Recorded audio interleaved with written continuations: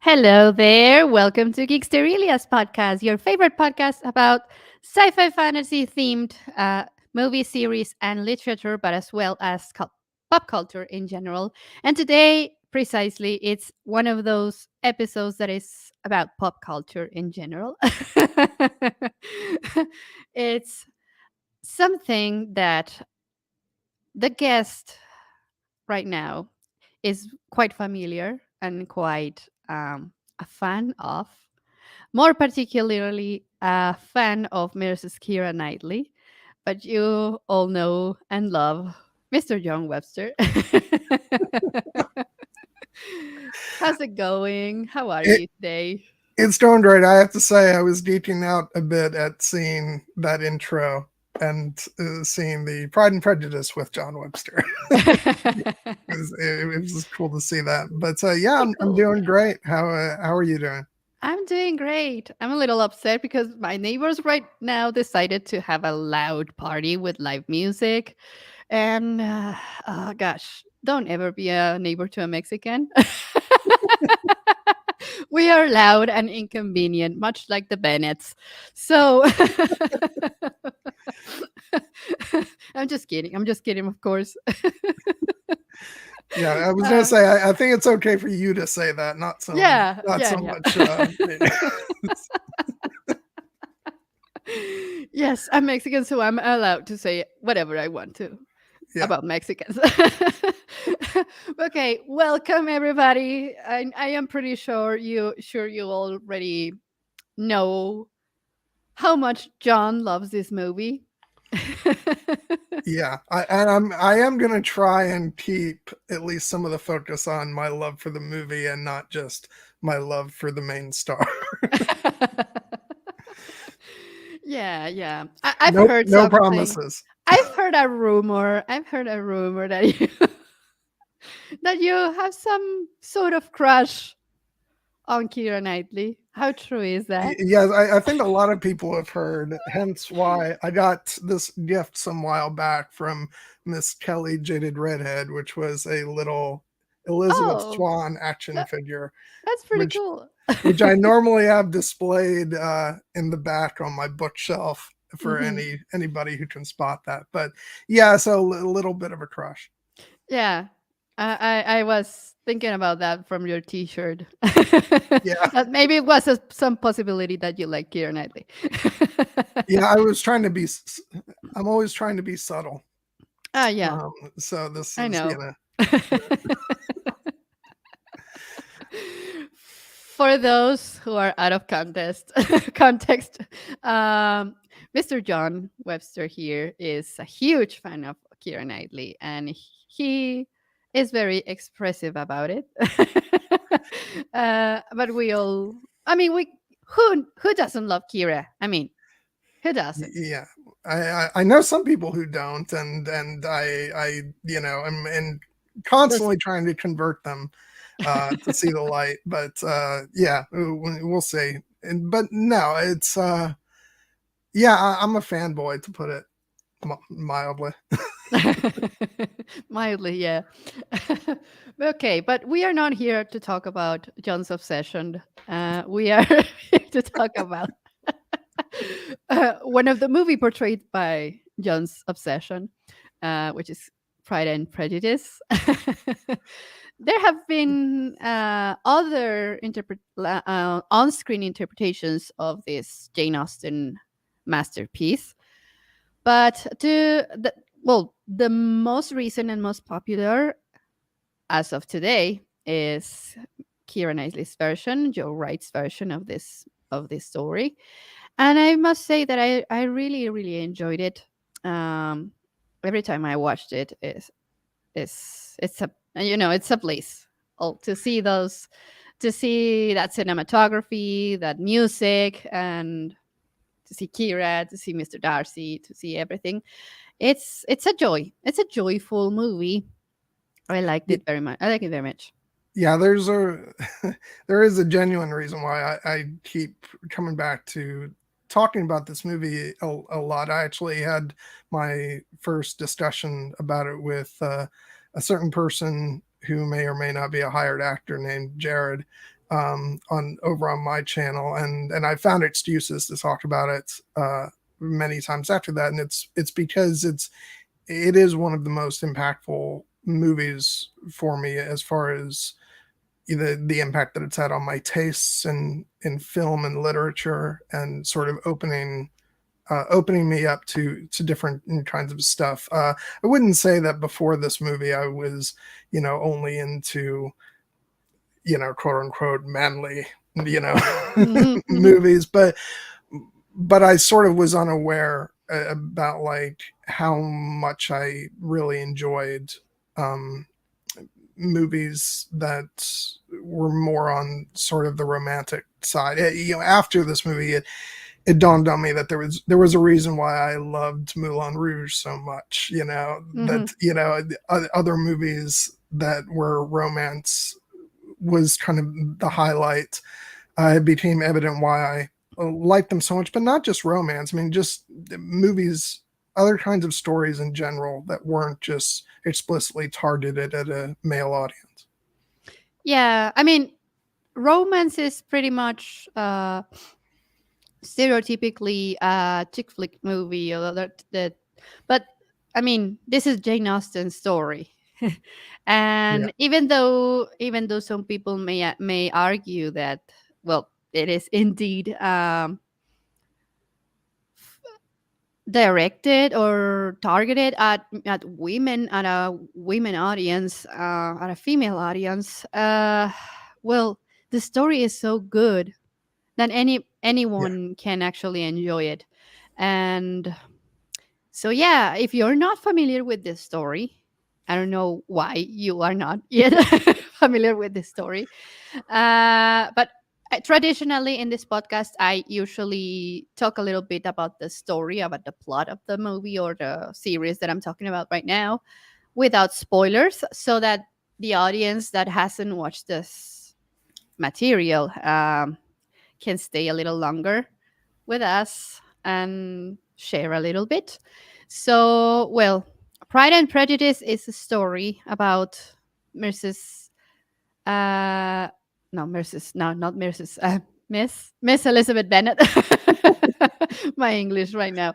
Okay, Miss Elizabeth Bennet, uh, who is the second daughter of this middle class family in in Very England. normal family. Nothing, Yeah, and nothing idiosyncratic about them at all. yes, I know. But this family is in a bit of a economic hiccup. Let's just put it that way. So the matriarch of the family, Mrs. Bennet, is pretty eager to marry her daughters into good families or with good prospects. I mean, and by good prospects, I mean good economic prospects. Enter Mr. Darcy. Enter Mr. Darcy and all of these other characters that we know and love. And yeah, so the whole thing is about getting this her daughters married, but she's not the protagonist, of course. The protagonist of the story is Elizabeth, who is this woman who is a little bit ahead of her time. She does crave for romance, but she craves for romance in her own terms, which is not very much into her time. Not much characteristic of her time. So her sisters are a little bit more like the traditional girl of that time. I mean, they want to get married, but they look for their prospects, and they like balls and all sort of stuffs. Well, Elizabeth is a little bit more. She craves for a little bit more of a uh, deeper connection to the prospect per se. So enter Mr. Darcy, and well, there are immediate sparks in the air, but there's some trouble. But there is this big misunderstanding that causes the conflict of the whole plot, right? Yeah, he opens his mouth at the wrong moment and says the wrong thing out of The wrong pride, thing. and yeah, Uh huh. and that sort of derails any intentions that he actually had. The shit hits the fan and everything gets spoiled. Yeah. So like you said, he opens his mouth at the wrong time in the wrong place, and he says the wrong things, and there's of course conflict between them, and he causes Elizabeth's sister uh, something. I would say, I don't know how to put it without sounding bad, but well, he basically ruins her future because he gets the impression that this family is loud and inconvenient. Yeah, Uh-huh. which is all sort of part of that character growth of Darcy, because he actually, at the time that he makes that decision and he says that's why he did it, he actually doesn't think there's anything wrong with him Uh-huh. coming to that conclusion. He's like, what? Your family is clearly, uh, certain members of your family aren't that suitable, except for you and Uh-huh. your sister. I'll leave you guys out of this. That should redeem me. Yeah. But the thing is that he wasn't entirely wrong about No, no, it. he's not. Like, but still not the best thing to say. Yeah. I mean, so that of course leads to this huge misunderstanding between them, and you know, that's pretty much anything all we can say without spoilers. So yeah, you've been warned. There will be spoilers. I mean, it's not like that they are going to be the type of "I'm your father" kind of spoilers, Yeah, I but mean there. it's a Jane Austen story, so I think you pretty much know where the story's Yeah, kind I of mean, headed ultimately. it's a romance story. What can go Yeah. differently? Although I guess you could have fooled me when I saw the movie, because I do recall, and this is part of the story that I kind of tell about my experience of seeing this and having my eyes opened up to like enjoying a new kind of movie, because I remember the reason why. Well, okay, let's be honest. The reason why I went to see this is because I was developing a crush on Keira Knightley. So I came up with the excuse of I was going to take my mom for her birthday to see this movie, because she is a fan of Jane Austen movies. So it was Uh-huh. perfect. But I was sitting there watching the movie, and I remember at a certain point in the middle of the movie, I remember thinking to myself, I really hope Elizabeth and Mr. Darcy get together. And Mhm. and so like of course they are, but still, that's like was the emotional investment that this movie was making in me, and uh and why it like instantly became one of my all-time favorite movies. But yeah, I mean, this is the type of story it is, so you know I think you can expect that that's where the where it's ultimately headed. But spoiler alert. Yeah, I mean, but not in a good way. I mean, it's predictable, but in a good way. Yeah, Because ultimately the development of the characters is so smooth and organic and beautifully told, that you don't mind about knowing that they will eventually get together. So yeah. it's pretty awesome. It's I would say that it's a masterpiece of how to turn an "I hate you" to an "I love you" type of story that I mean, it's beautiful. It's so beautiful. Yeah, I mean, I love the way everything unfolds, especially like, I mean, obviously, I'm gonna rave about Kira's performance, but also Matthew McFadden. Like his performance as Darcy is so great because I love his character arc, but also not just how he changes, but how you understand him as the story unfolds.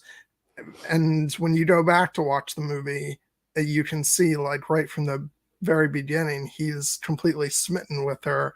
He Hmm. just he just like I said before, he opens his mouth and says the wrong thing, but also he's very shy, and Yes.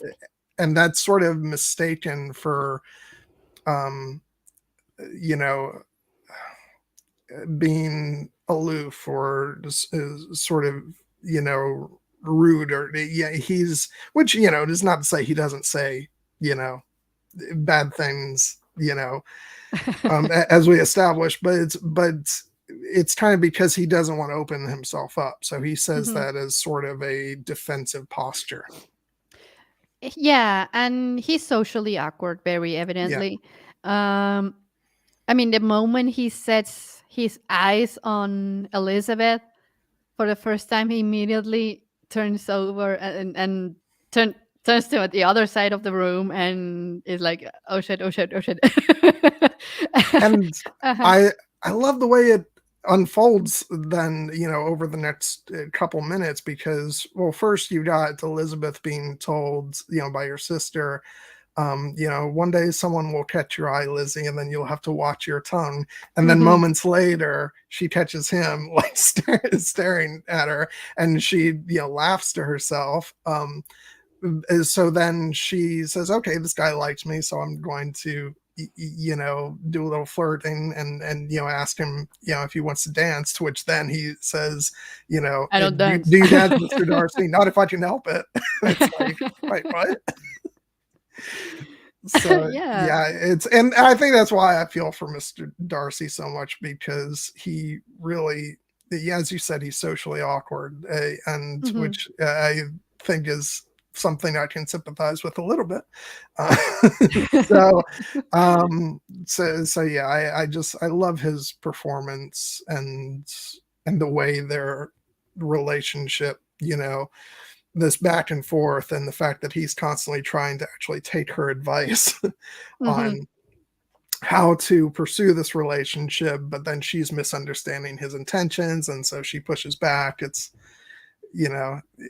just wonderful. Both the actors are great. Well, yeah. Yeah, I mean, Erin says here he's socially awkward, but he's just kind of an ass, and he is. I mean, he's a rich kid.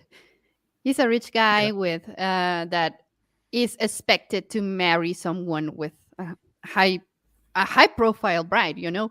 And Elizabeth is far from that, and he sees the way that the family behaves, and he immediately gets the impression that, well, this woman may be just after my money, and that's pretty much it.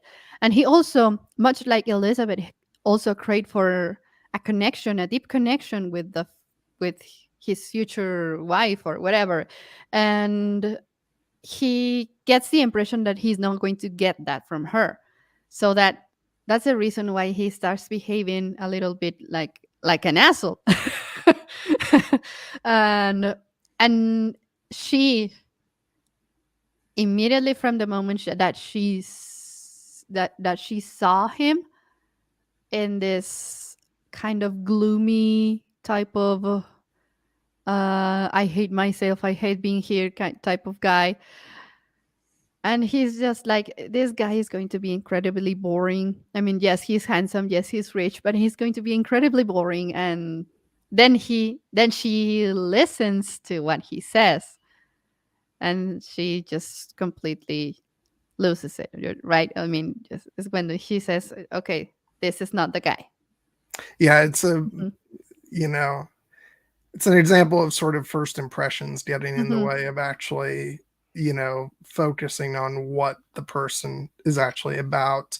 There's a moment where when she comes up to Netherfield, to look after her sister, Hmm. who's fallen ill, and there's a bit where they're all in the sitting room, and he actually takes a moment to try and compliment her, where they're talking about I forget what the turn of phrase was, talking about women and sort of learned women, and he says, Hmm. of course she must, God, I can't remember the exact line, but about extensive reading, Hmm. and she's reading a book, and but she immediately closes the book shut, because if Hmm. he considers that to be a good thing, she's going to do the opposite. Uh-huh. And I just love that, because it's sort of, even though he's actually trying in that moment, and she's like, nope, not at all. I don't like what you're about, so I'm not gonna accept that. I'm determined to you not like me. Yeah, Yeah, and well, Patty says here that and to the impression Mr. Darcy gets from Lizzie's family is also the vibrating of Carolyn Bingley in his ear, and this is very true because she's a great influence at the beginning of the movie. She's a great influence in how the other characters portray, and the Elizabeth feels a little like judged and threatened by her, and since she's a highborn, she doesn't she doesn't hold her tongue. I mean, yeah, she just says what she means, and this immediately, I believe, at least that from my impression, this feeds up the idea that Mr. Darcy already formed in his head about the Bennets, and but then there's the infatuation itself. And you can see the conflict. I mean, he can clearly see that Elizabeth is someone different, is someone deeper than most of the people that he knows. But there's this woman Caroline, and then there's the family, and he can't. I believe that the reason why he's so intrigued is because of what he sees is not what he actually thinks, and there's this conflict. yeah. And speaking of Caroline, that's a character who doesn't really see any evolution, Oh yeah. but the character She's a is plot so. device. I mean, she's Oh a plot yeah, device. I mean, yeah. No, I wasn't even saying that as a, uh-huh, as a negative thing, but she is just one of those characters that is an obstacle uh-huh. for your heroine, and it's, just makes you want to. No. But Kelly Riley, I think that's, it's either, is it Riley or Kelly O'Reilly? I don't remember. Anyway, uh uh, Kelly she Riley. Hmm. she's so good at, Being planting, unlikable. yeah, at being unlikable, and Uh-huh. planting those divisions, and she has, intentions for, um to get her brother to marry Darcy's sister, and and but I think there is a part of Darcy that, recognizes that about her, and so he's kind of, I always say that when she's kind of, buzzing around him like a fly in that scene in the sitting room where he's writing a letter to his sister, so he's trying to verbally swat her away, Uh-huh. um and because she's so transparent about, what she's trying to do, uh but yeah, she's great. um and yeah, I mean, it's for both of Elizabeth and Darcy. I think they're combating what they kind of sense about the person versus what they're hearing from outside sources. Yes. Caroline is constantly, saying negative things about the family, Hmm. and then Elizabeth hears negative things from from Wickham, Hmm. about Darcy, and but then whenever they interact one on one, they sort of cut through all that. And Yes, and that's the interesting part because all they know about each other at that point, or in many points in the movie, I mean, almost throughout the end, is what someone else has said about the other person. yeah, I mean, anything that Elizabeth learns about Mr. Darcy, she learns it not from Mr. Darcy, but from someone else. I mean, when she finds out that he's the one that that causes that caused Jane's failed proposal, when she finds out that he was the one to pay this guy to marry the sister that yeah, fled away, and all these things, she forms her opinion about him through others, through other people. And that's why the conflict, whenever they are right in front of each other, is so big, because all they know about each other is what people have told them. They haven't had a conversation, an actual conversation. uh yeah. And you know ironically, the one time that she actually does kind of form an ill opinion of him through, his is something that he actually says, which is in the beginning. hmm uh he's not even talking to her. hmm So it's even then it's not a one-on-one conversation. except um except when she confronts him. yeah, That's the one time that they actually have a conversation with each other, and it's a truthful conversation because they are actually talking yeah, their feelings out. And well, he's professing his love for her, and she is just angry. She's just so angry about about what he did to her sister. yeah. It's the ultimate example of crappy timing, because Yes. uh he's coming to her with this proposal moments after she finds out, what he's done, Uh-huh. to Jane. And like, on the one hand, I'm like, dude, you should have proposed in the scene prior when you burst into the house like you wanted to. But at the same time, because of things he had done, like with Jane and all that, he wasn't yet worthy of, Hmm. of her. So I feel like, you know um it's good that things worked out that way, because he needed to grow and mature, but Yeah. before he can get to that point where she would say yes. And that is precisely the reason why he likes her so much. I mean, this woman Yeah, won't shut up because just because he's handsome and rich. She would say the things that she actually thinks, and that for a woman in her time, that was pretty unusual. And I mean, the reason why I said before that he also craves a deep, truthful connection with someone is because of this scene. Is when he realizes that he messed up, and that he really needs to make it up for her. And well, this is the moment where she gets the confirmation that he is an ass. yeah. I mean, it's being mentioned in the chat. It's not just what he did to Jane. It's Hmm. the fact that it's a bad proposal, Yes, because because he's saying, in spite of all the crappy things about your family, yeah, I mean, I can't.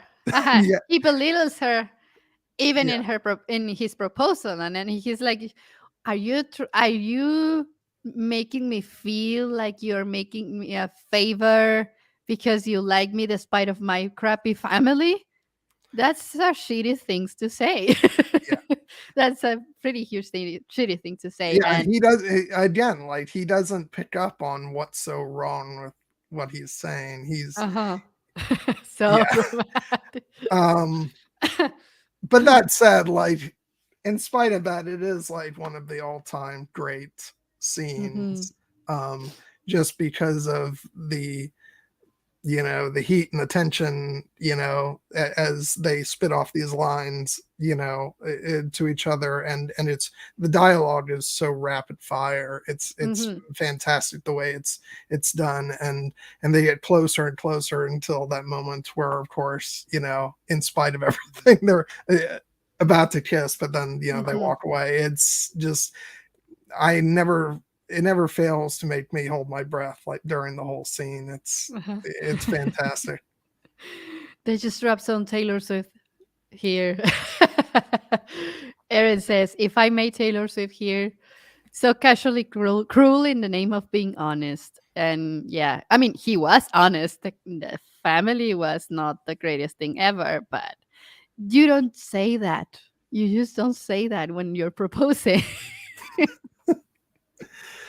Um, and of course, the thing that really burns in that moment is it's not okay. Well, let's be clear. It's Hmm. even if it's true, you don't say that. Hmm. But especially because he includes her father in that, Hmm. who, like, um, not only like from an outsider's perspective, I'm like, dude, what? Why are you picking on Donald Sutherland? He's a pretty normal member of that family, but Yeah. also because of how close Elizabeth is to her father, and that they share a Yeah. bond that's very special in that family. So I think like even more that hurts her. Yes. Um, Uh, and it's almost as if he had studied what was her, um, what was the thing that would annoy her the most, and he would say that. I mean, it's obviously not true, but it almost feels like that.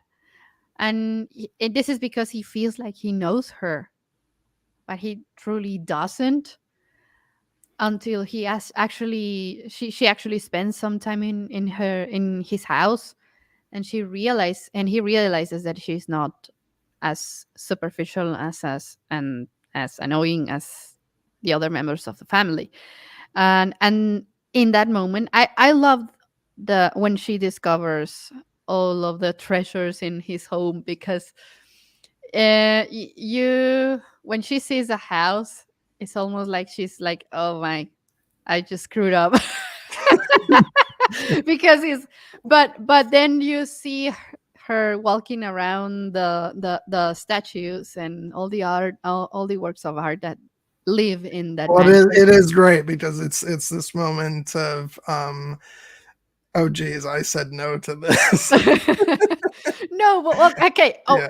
in one way, I truly believe that she actually thought that, because I mean, her family was not going to get a great Yeah, I don't prospect think it after Jane. matters. But I've heard this from other people. I don't think it matters to her, but you find it naturally funny if you've just turned down a marriage, and then you pull up to the what you enormously missed, expensive mansion. yeah. It is just a moment of pure like comedy that you have to laugh Yeah. at. But also you can see that she immediately realizes that he's a sensitive man, that he's an actual, um he's the kind of person to appreciate a work of art. Hmm. And I mean, e- even an asshole can appreciate a work of art, but you need to have this type of sensibility, and he has that, and she realizes it. And especially in that scene when he's with his sister, when the sister is playing Yeah. the pianoforte, and then he comes in and she greets him very enthusiastically, yeah, enthusiastic. And it's the moment where she sees that he may not be that bad of a person, and then she gets caught and Well, what's so great is, and yes, everybody, this is the moment of the stream where I talk about the music. Mhm. But what's so great is the way that the main theme of the movie also doubles as the piece of music that first we hear Mary playing in the beginning of the film on the piano. in Hmm. the Bennett house, and we hear that again here. So Darcy's sister is playing the same piece of music, and that's what Hmm. draws Elizabeth's attention. So it's so like it's great having that she feels that connective tissue between home and uh you know Hmm. and whoever's playing in the other room, and then she goes to see it, and yeah, that is a great moment of humanity, just seeing the way that Darcy picks up his sister like like the best kind of big brother. And Hmm. yeah, it's wonderful. And then I love the awkwardness of what follows Oh as yeah. he chases her down. And there's this like awkwardness of where she's like, I thought you were in London. And he goes, no, I'm not, I'm right here. like, and he's I'm just fiddling real. with his hands kind of. It's like, Uh-huh. oh, what do we say? But the funny part here is that when she's with her uncle and aunt, and then they say that they were going to go and visit, she just can't find the words to say no, Yeah. and she just says he's just too rich, because she couldn't find any other thing to say. And I found that very funny, because at that point in the story she doesn't really know him, so she can't really say anything about him. And Yeah, and uh-huh. it's I do love that at that moment her uncle calls her a snob, Uh-huh. which and then that leads to the funniest sentence. I don't think I had ever noticed it before today, but it's like Lizzie, what a snob you are, objecting to poor Mr. Darcy because of his wealth. Uh-huh. Poor Mr. Darcy because of his wealth.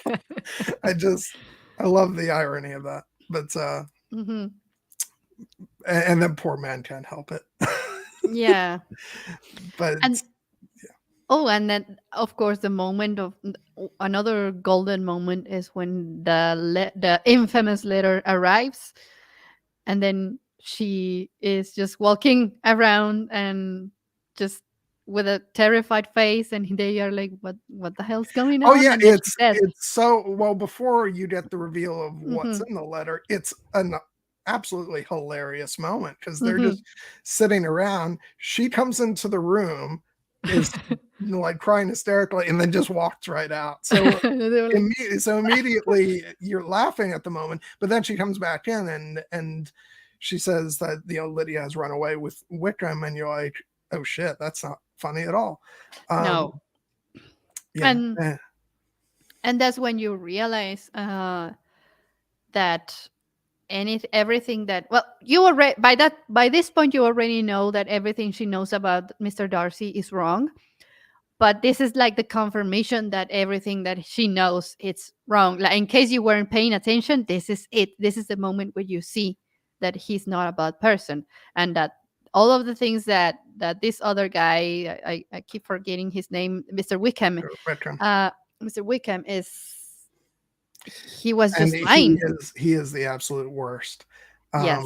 It took a long time for me to get over Rupert Friend, like as far as like hating his guts, because he's been in other things where Uh-huh. he doesn't play a jerk. But I always carried this role with me when I saw him in other things. But because he's so sleazy, like almost immediately when he's, you know, like especially in retrospect, you watch that scene where he's talking to Elizabeth about, well, his father loved me and Darcy couldn't stand it, and like Mhm. something doesn't sit right about that. Just the way Yeah. the line delivery, and it's a great performance, but he is so despicable. Yeah, and even to a girl, a smart girl like Elizabeth, he can even fool someone like her. Let alone a 15-year-old innocent child who just wants to get married. So it's pretty. That's pretty dark in the story. I mean, it. it's not portrayed in a dark way, but it is because in and for their time that Yeah. was pretty serious. I mean, not only because of this is a direct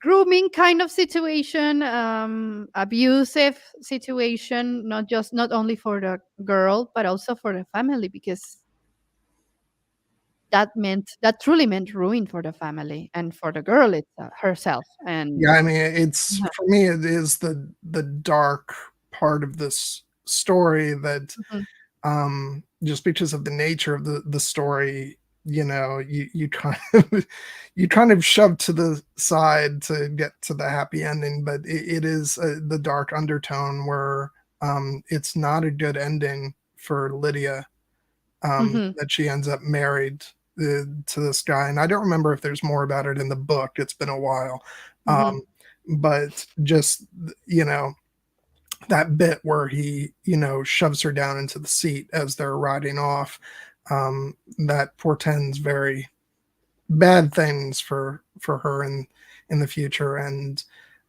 so yeah, and that's she's not. so naive about it. Yeah, She's so naive about she's it, so and happy about the marriage, and she doesn't she see doesn't that. realize. I mean, everyone knows what's going to happen to her. Everyone knows that she's not going to be a happily married wife, but except for her. Yeah. And that's so sad. That is so sad. And I think this is the moment when Mr. Darcy truly came to the realization that Elizabeth was the type of woman who deeply loved her family and was truly worried about her sister and about the family, that I mean the future of the family. And he realizes that he has to do something about it, not just for Elizabeth but for the girl itself herself, I mean for Lydia. Yeah. And because and that's the type of thing that a good guy would do. Yeah, I mean, we should say that as bad as Lydia's fate is in the movie, she was. I mean, there's no doubt she was headed for much. I don't want to say she was headed for because she still ends up in a bad situation, Mhm, but Darcy does, I think, save her to the best of his ability under the mhm. circumstances. Like that's the unfortunately given the times and the situation that she was in. Marrying her to her abuser basically, but Yeah, that's the type that's of. why I say it sounds like such a crappy thing Mhm. to say, and I don't I don't know It that I'm is, wording it right, but but but yeah, at the time it was the best possible solution for that. I mean, yeah, it's sad, but it's something real. yeah. Yeah. Um, and so Mhm. and then of course he follows that up with making trying to repair the damage that he did uh with Jane, With Jane, yes. which is one of the most adorable scenes in the world, just because. Oh, I know. And one of the things that I find amusing is the fact that I mean, Mr. Darcy is very much like Jane in the sense that they are both awkward and shy, and he couldn't understand that. He couldn't read that from her, and Yeah, he misinterprets that as a lack of interest in the part in from Jane. and well, there's this great moment at the Uh-huh. Netherfield ball when Elizabeth is talking to and why is it when I'm on live I can never remember names that I usually know like to the back of my head. She's uh talking to Charlotte, and and they're talking about Jane and the fact that maybe she isn't showing her interest enough, and Elizabeth says she's just shy and modest. If he cannot perceive her regard, then he is a fool. She could Hmm. say the same thing about Uh-huh. her and Mr. Darcy, that she's not able to perceive that that he's also very shy, uh, and sort of the fact that he's completely smitten with her, and she doesn't really realize that until, Mhm. the proposal, as awful as it is. um, but yeah, I love the mirroring of the Mhm. two relationships. Yes, and I mean, because Mr. I keep forgetting. I'm not good with names. Bingley? Mr. Bingley, so open and so straightforward with his feelings, and I think that when usually when someone like that often approaches with to someone as shy and as modest as Jane, that sort of feels like a little bit awkward and invasive sometimes, and you can't help but to feel like, okay, yes, but hold your horses, right? And that's precisely what Mr. Darcy perceived as something bad. But on the other hand, I find, like I said, I find it funny that he didn't realize this about him. And Yeah. well, Elizabeth is not like Mr. Bingley, but she's just the type of woman that won't hold the tongue. I mean, she would just say what she needs to say, and that came like a bit of a shocker to someone like him, because usually this you are the if you are shy, you are the type of person who would think once, twice, thrice, whatever you're going to say, because you want it to sound the best possible way. And the ironic thing is that when he finally opened up, he just messed it up terribly. I know, like that proposal is like, there's a reason why there's a million memes out there about it, because it's like, Hmm. dude, you done screwed that up. Hmm. This um, is this is the time to be shy. This is the right time to be shy, Mr. Darcy. Not not the time to be open, to be so open about it. But yeah. um, but yeah, no. And what's so sort of devastating about that moment is that it comes, that proposal comes on the heels of so many adorable scenes between them, and where they're making progress, and then it's like taking one giant step backward now. But Yeah. the stuff, you, you know uh when they're together at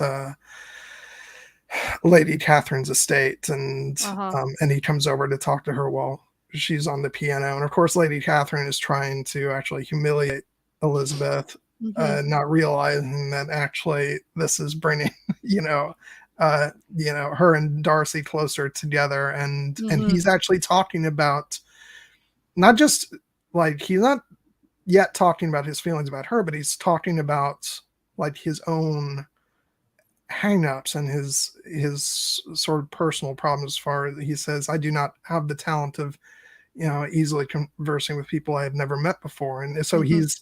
he's confiding in her, and he's saying, I'm shy, I'm reserved, this is why I've kind of been the way that I've been.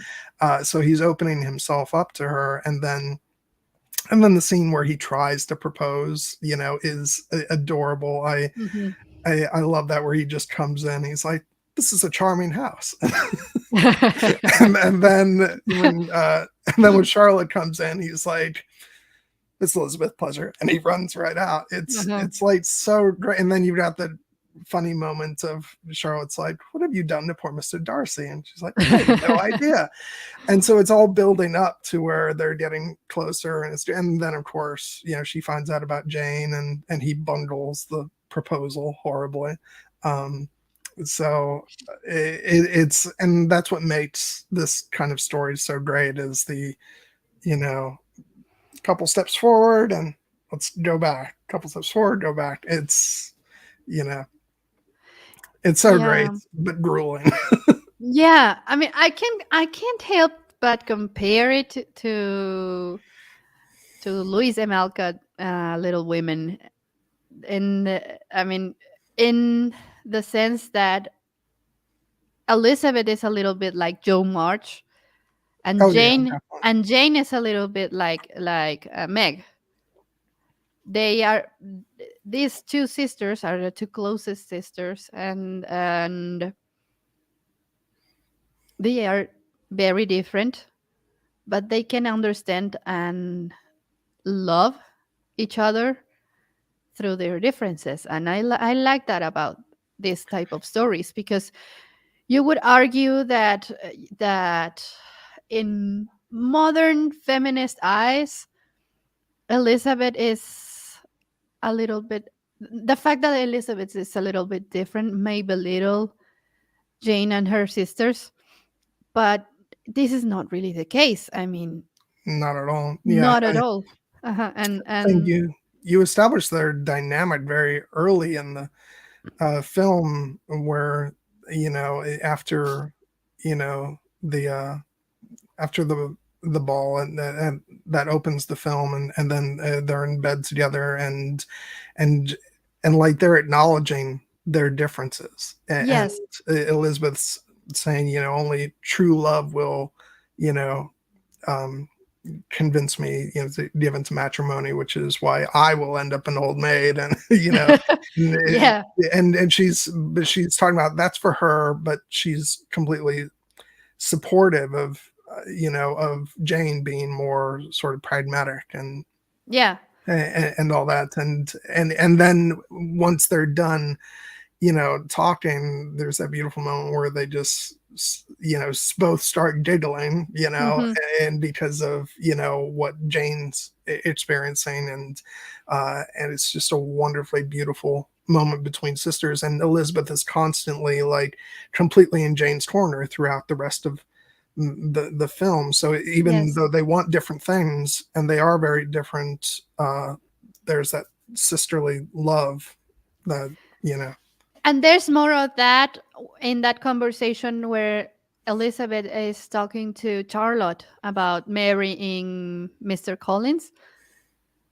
And she's like, "Why are you going to marry this guy? I mean, you don't know him, you don't love him, and whatever." And she's like, "Yes, I know, but this is what I have to do in order to protect myself, because that's pretty much what the options were for her at that time. She was older, thus her possibilities to get a good marriage were lesser than Elizabeth's."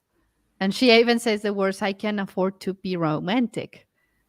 yeah, And and that's another like reality hit to Elizabeth. And this is another way to portray that, well, this is the reality. I mean, some women have different perspectives about marriage, and it's okay. And the reason why I compare Elizabeth to Joe March and Jane to Meg is for a scene in the latest version of Little Women. um, I don't recall that in that conversation in the book, but I found it pretty interesting in this movie, in this version of the movie. Is where it's a scene when Joe is talking to Meg about marriage, precisely, and she's saying, why can't you be like me? Why Joe says to Meg, why can't you be like me? I am smart, and I like books, and I like writing stuff, and I want to be a writer, and I have these big dreams. And she's like, yes. And Meg is like, yes, that's pretty cool that you have those dreams, but my dream is to get married, and that doesn't make me lesser of a woman then. yeah. It's the moment where Meg wants, not Meg, where Joe wants them both to just run off Uh-huh. together, and she's like, "You can be an actress on the stage," and Hmm. but that's what she wants Uh-huh. for Meg. Whereas Meg says, just because my dreams are different doesn't mean they're not important. Uh-huh. And yeah, I love that scene. And by the way, like, I absolutely adore that version of Little Women. Definitely one of my favorite movies of the past few years. Yeah. Might have been one of And the last movies I saw actually before quarantine as well. yeah. And I like that. I mean, I like that. And I like that this parallel. I mean, these are different stories, of course, but they share similar traits. They were both written by women at that Hmm. time that it was not so popular to be a female writer. And maybe that could lead to say that, well, these women, the main objective is marriage. Well, yes, at that time the main objective is it's marriage, and these two women were just writing about their reality. Yeah. And but the thing is that I love that they portray different types of women, different ways to be a woman, and they are fine. They are all okay, and I like that about these stories. Yeah, I think my sort of favorite thing about um, the Charlotte story in this is that she you know she creates a good life for herself. She Uh-huh. when we see her in her home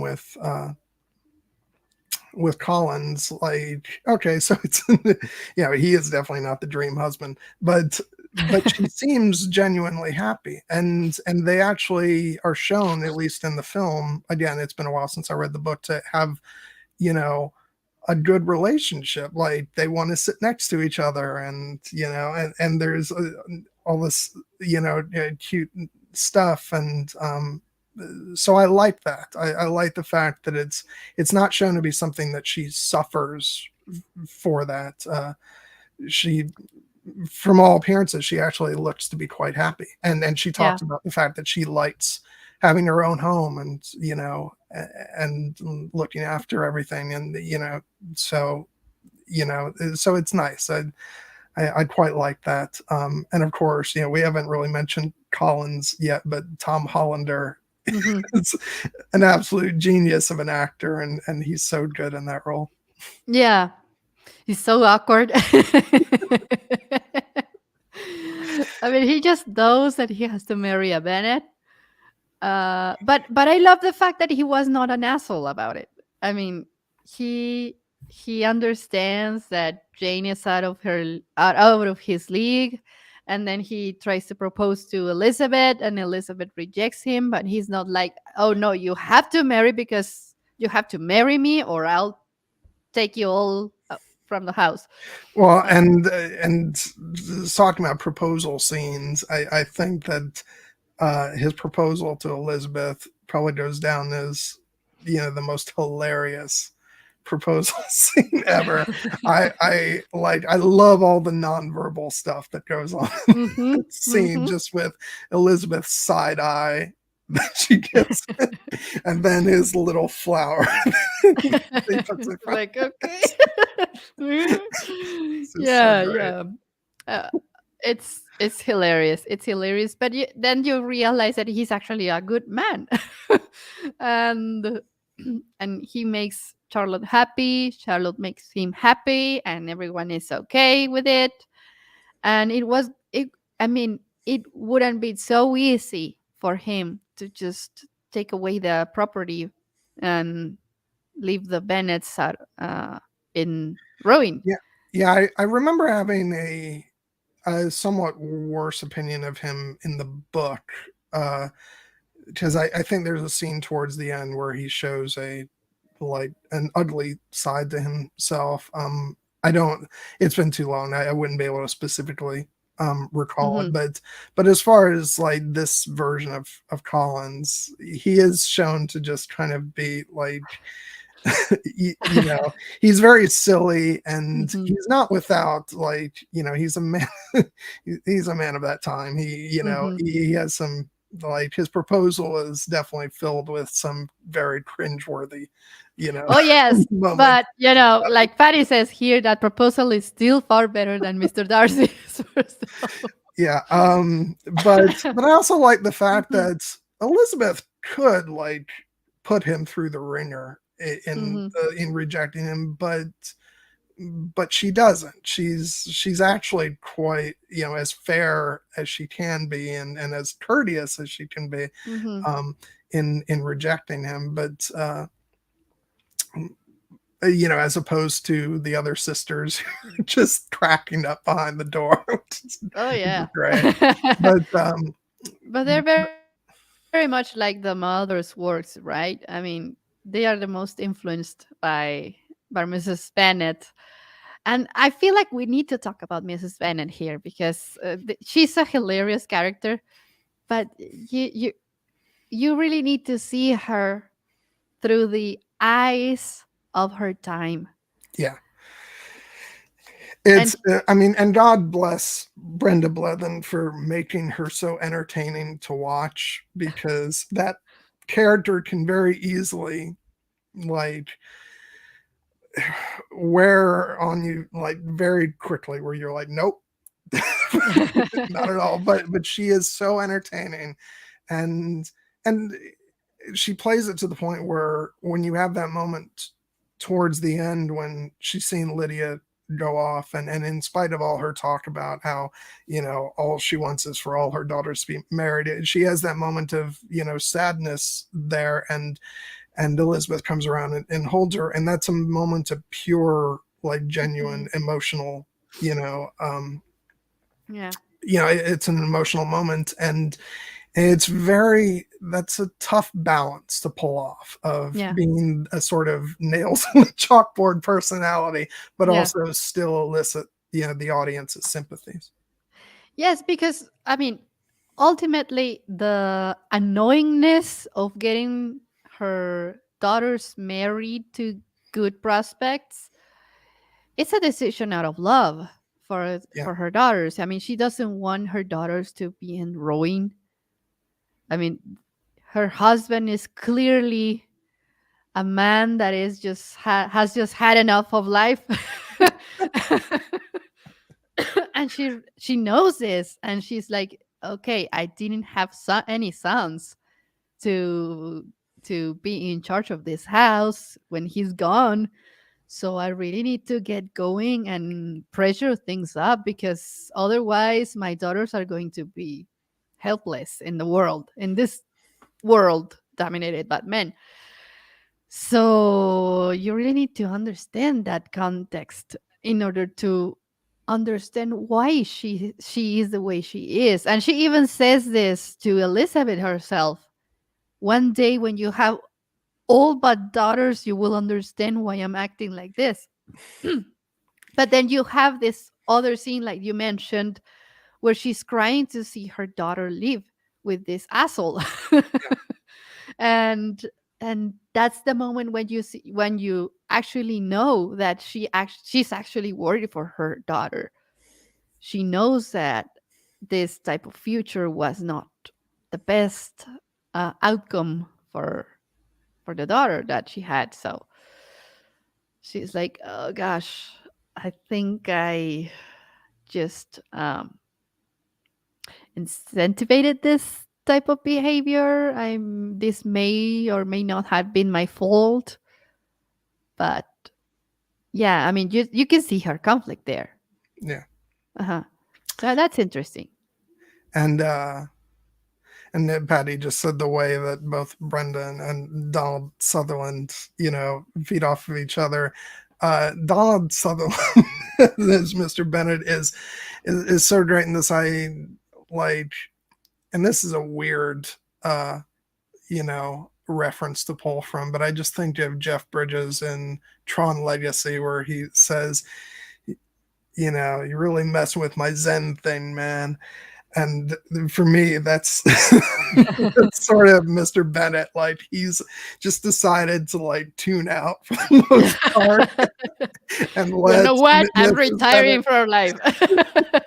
And so that's why it's so surprising when he does stand Uh-huh. up and he says, from this day onward, you must be a stranger to one of your parents. Your mother will never speak to you if you do Uh-huh. not marry Mr. Collins, and I will never speak to you if you do. That's kind of, that's a rare moment for him, because usually he's just like, nope, Uh-huh. talk to the missus. You know what? I'm out of here. I'm just going to my library, and everyone can live their life the way they want. But it's not entirely true because he does worry about it. Yeah, and actually, I Uh-huh. think that's one of the genius parts of his performances because he somehow manages this. Like, and Donald Sutherland is just a brilliant actor because he manages to kind of almost be in the background for most of Mm-hmm. the film, but yet he still has these moments so that when you get to the last scene, Mm-hmm. like his presence like resonates so much, Mm-hmm.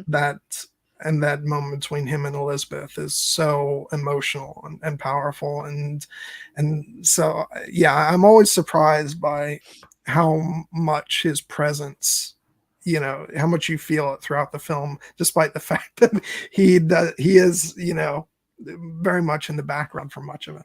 Yes, but that is his. I don't know the word in. I mean, I don't know how to pronounce correctly the word in English. That's facade.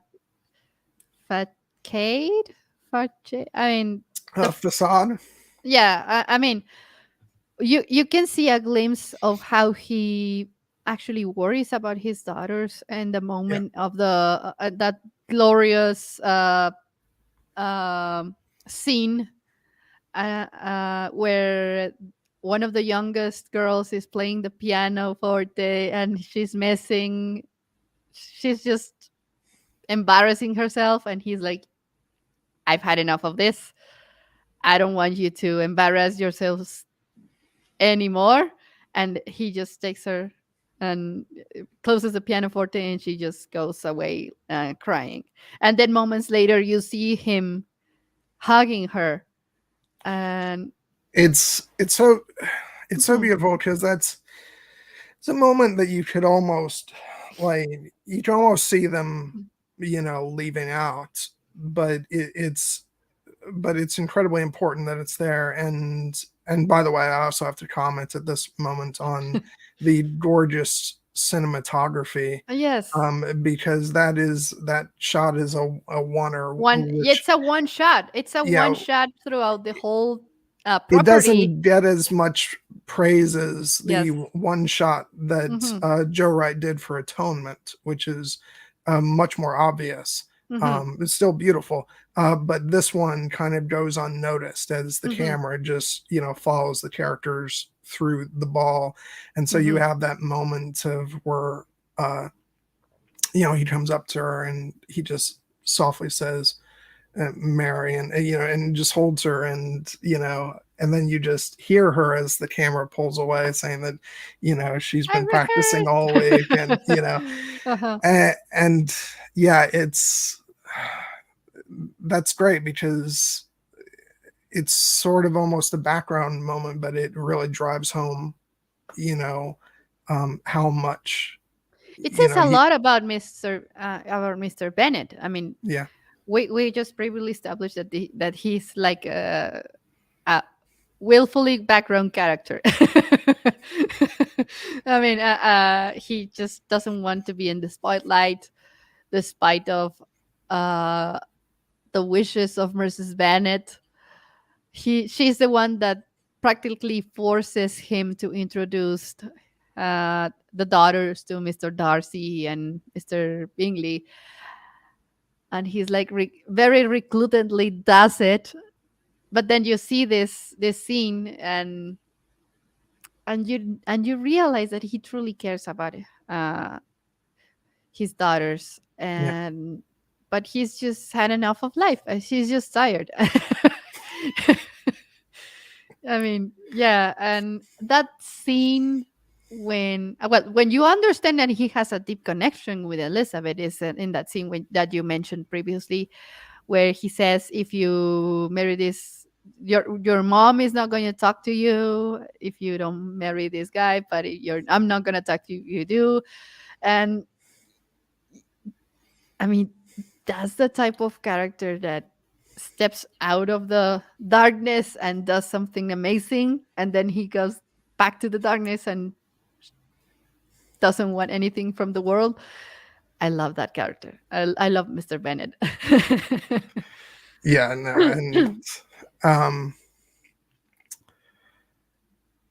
yeah, but then of course that also says something about the time. It's like Hmm. the man's speaking up now, and I've decided, so, so it's like, um, but uh, but yeah, it does show how much he, you know, like how much he doesn't want that for Elizabeth. Yeah, especially because he knows she's the special one. She's like the star for him. I mean, it's not like he loves her more than he loves the other girls. Uh, when you're a parent, there will inevitably be one of your children, and you have more than one children. Inevitably, you will feel more connected to one of them because you share more similar traits with that children. It doesn't mean that you don't love the others. It just means that this one is the one that you get along the most because the personalities are more compatible. yeah. Well, there's that Uh-huh. great moment in their last scene Mm-hmm. um, where they both put their hand over Mm-hmm. their mouth and they're sort of giggling. It just goes to show that they're very much in sync, and they have Mm-hmm. very similar personalities, and so that's why they're so close. Mm-hmm. And in that final scene where of the proposal, the final proposal, when he says, "I never thought that any man would ever deserve you."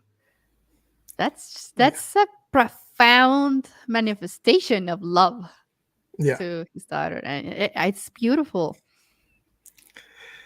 yeah. And And by the way, like that's a scene between them, where especially once uh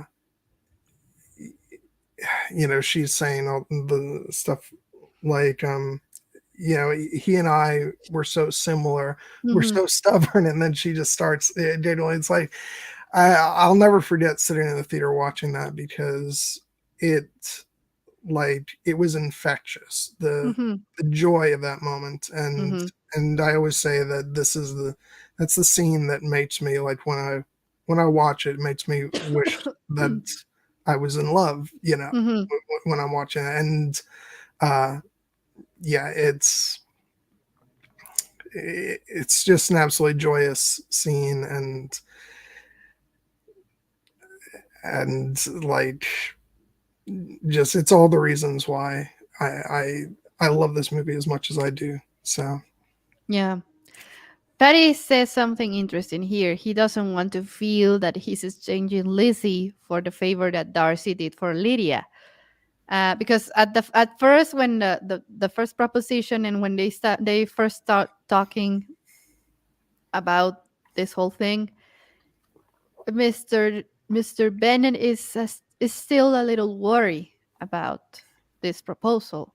And then when he finally sees that she's truly in love with him and blah blah blah, and she tells him what he did for them, he sort of feels like a little guilty. He may have felt like he doesn't want to give up her treasure daughter to this man just because he made them a favor. But then he sees that she truly loves him and she truly feels connected to this man. And he's like, okay, I'm okay with this. And then he finally says that hilarious line that if any man wants to come and propose to for my Mary or other Kitty, daughter. for heaven's sake, send them in. I'm quite at my leisure. Yeah.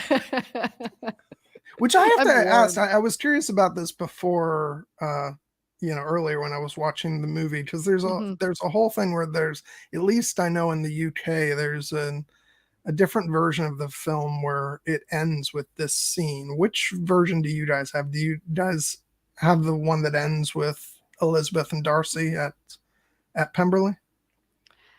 Well, the one I recently watched for this is the scene where it ends with this conversation.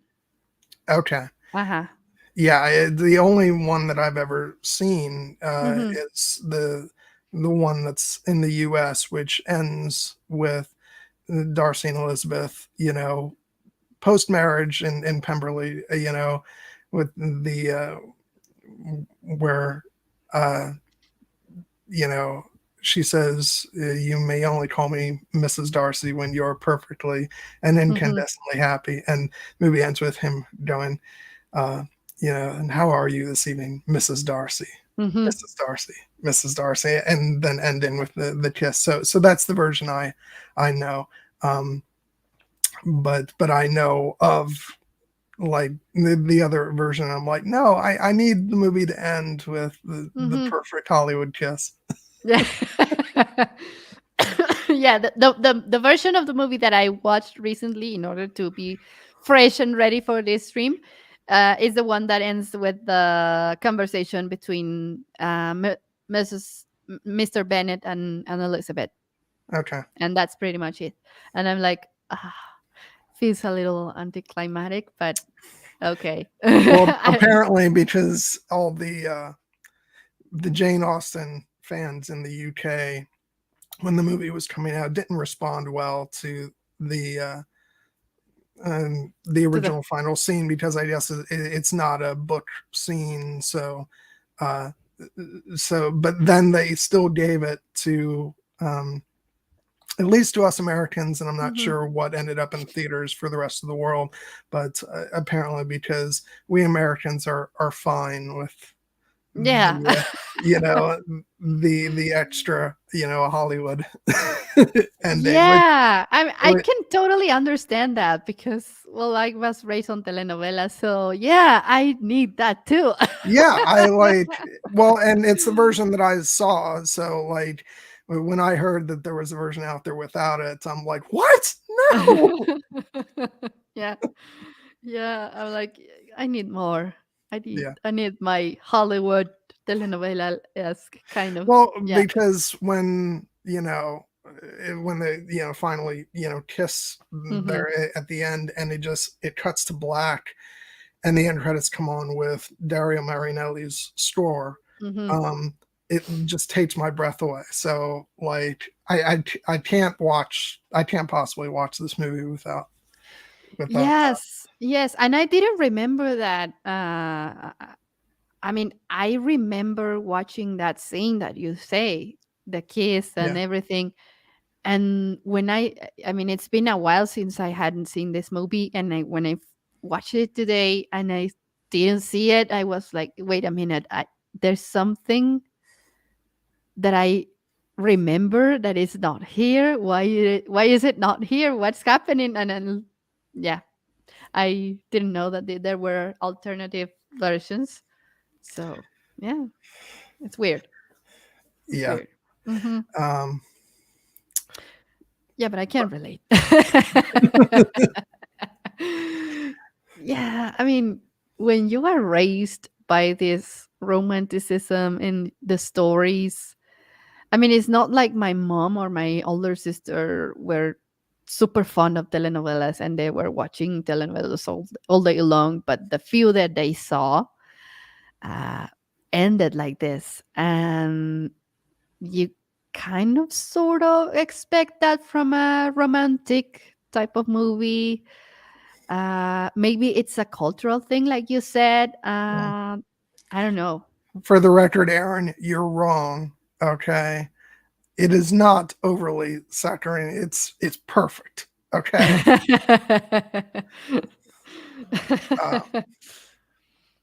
Uh, and this will be Oh, the very first thing we ever disagree on, Aaron.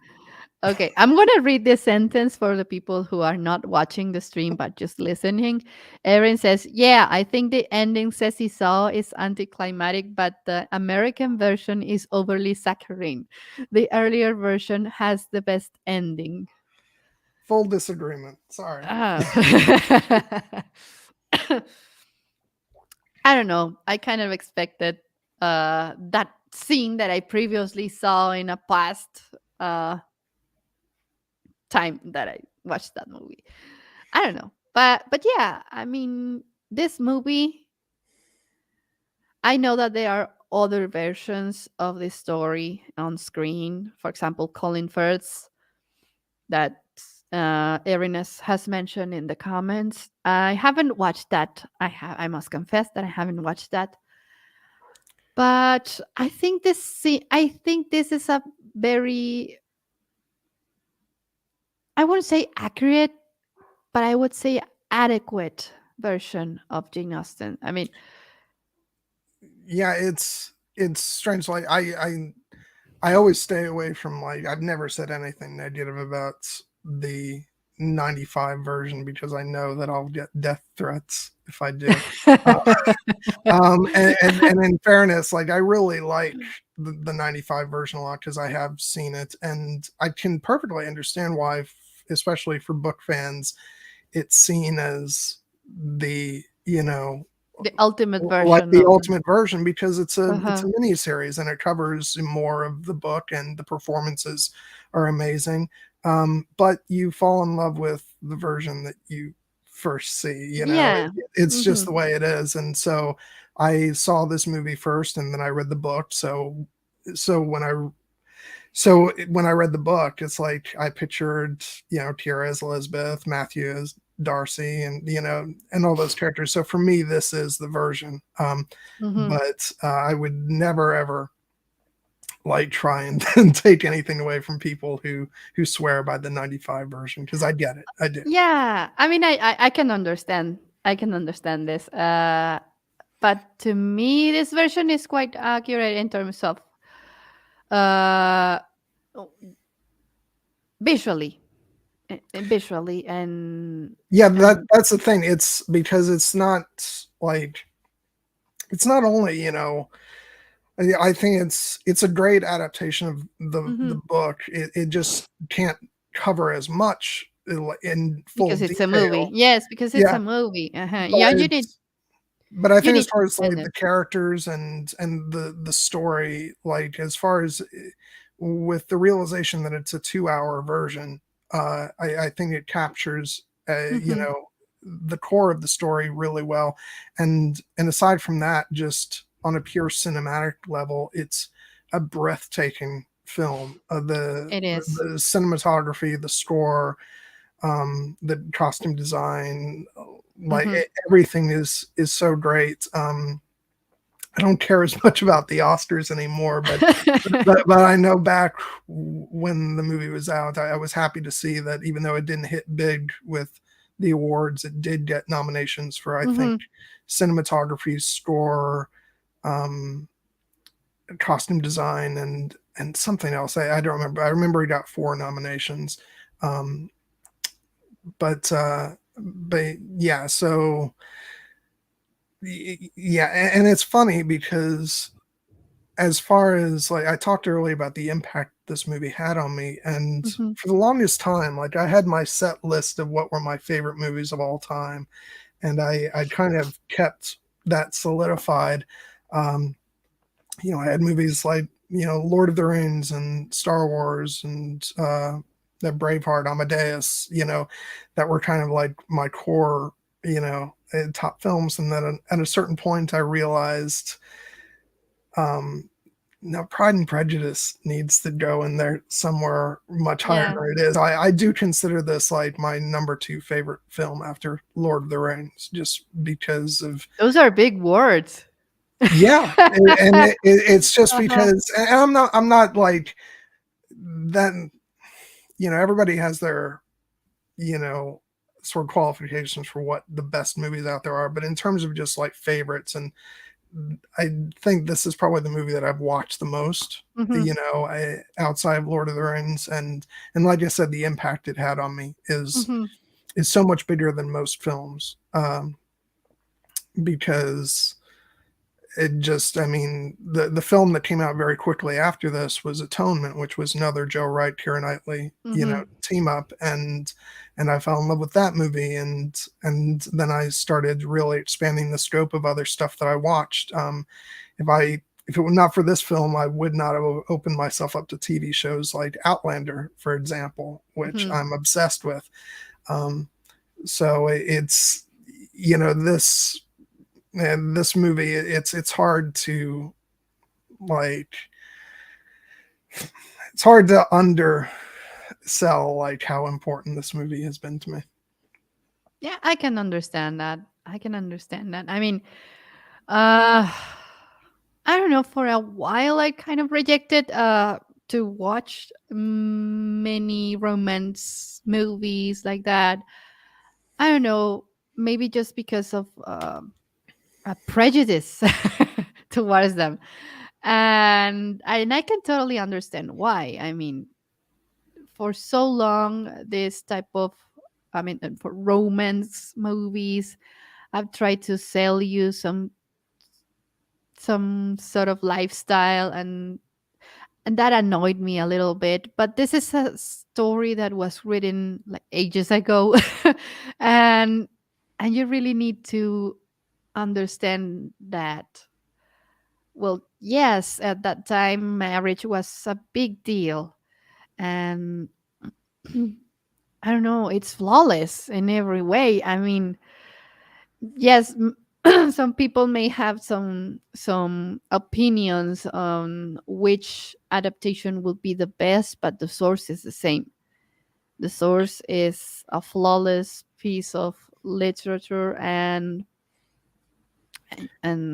that's how classics are made. I mean, and this a story like this deserved an impressive amount of visual stimulation, for let's so to speak. I mean, the cinematography is incredible. That one shot scene is Yeah. amazing and very underappreciated. I mean, there are so many things going on in that party that you may miss them if you're not paying attention. I mean, it's not just Mr. Bennett and Mary. It's And you've got that Mrs. moment of Mr. Collins, with little, you know, Oh yeah, uh-huh. she loves me, she loves me. Yeah, I know. That's very subtle, but it says so much about the characters, and Mrs. Bennett being so annoying, and the sisters being incredibly annoying as well. The two sisters portrayed Well, by yeah, like, and that was another thing that we haven't really mentioned, the Mhm. number of like careers that we're seeing the Yes, inception of in this movie, because I'm pretty sure for both Carrie Mulligan Jenna Malone and well, and Jenna Rosamund Malone, Pike. but Carrie Mulligan and Tallulah Riley, these Uh-huh. were their first roles. Whoa. And Carrie Mulligan obviously has gone on to lots. I think she's been nominated for for Oscars and stuff. And Tallulah Riley, a lot of people may have seen her in Westworld. Um, Hmm. and yeah, it's just amazing to see them get their start here. And then Jenna Malone, I remember I saw her in this, and I was like, it actually wasn't the first thing I saw her in, because I remember seeing her and I was like, In who is Contact. that? Yeah, she was the young Jodie Foster in Hmm. Contact. Yeah, And then of course she's gone since then to stuff including the Hunger Games and all and that. John and Donnie Darko. Yeah. Hmm. So And yeah, just so many, and Rosamund Pike, yeah. as you said, and now, I mean, she's been in so much, but now she's in, Wheel of Time, Hmm. getting her Gandalf on. And yeah, it's eh, and actually, side note, I did just actually get the uh audiobook of Wheel of Time where Hmm. she's narrating, and so I'm looking forward to getting into that, but that's another topic. Yeah. Um but yeah, just so many wonderful actors, and I love the fact that Tom Hollander played in this, and then the year after, all of a sudden, he was, the villain in the Pirates of the Caribbean Hmm. sequels. Yeah. It's like, Mr. Collins has come back through the ages for revenge. And Keira Knightley also there, and Yeah. oh, I mean, you know what they say, that the UK only has 10 actors. So it's weird because, well, it's weird because you are, if you get so used to this character with this face, and then you suddenly see that same actor in this other story and they are just as iconic, you're like, okay, I understand that this is an actor and I understand that this is their life, but you sometimes you can't just separate that image. And Well, it was so funny because when when the Pirates of the Caribbean 2 Mhm, opens up and he turns around, like first you're seeing like this imposing figure like on a horse and stuff, mhm. and then he turns around and oh, it's Mr. Collins. I'm like, God.